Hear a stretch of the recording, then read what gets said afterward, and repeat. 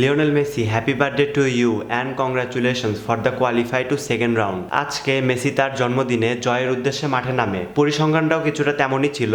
খেলাটা প্রথম হাফে 1-0 গোলে ইন্টার মায়ামি লিড নাই।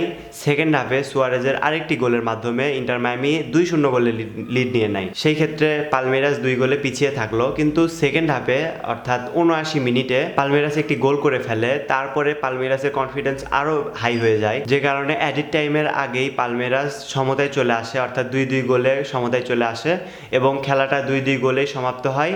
দুই দলই পয়েন্ট সমানভাবে ভাগ করে নেয়, 1-1 পয়েন্ট ভাগ করে নিয়েছে।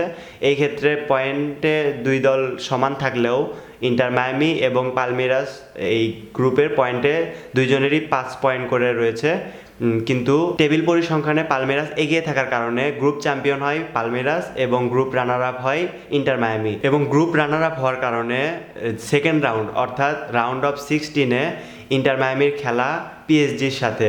এবার ইউরোপিয়ান চ্যাম্পিয়ন পিএসজি, তাদের সাথে ইন্টার মায়ামির খেলা এবং পালমেরাসের খেলা বোটাফোগোর সাথে, যারা কিনা গ্রুপ রানার আপ হয়েছে গ্রুপ বিতে। সো গাইজ, আপনি চাইলে কমেন্ট করতে পারেন ইন্টার মায়ামি কি পিএসজির সাথে ম্যাচটা উইন হতে পারবে কি না, এবং আপনি চাইলে এটাও কমেন্ট করতে পারেন বোটাফোগো কি পালমেরাসের সাথে উইন হতে পারবে কি না।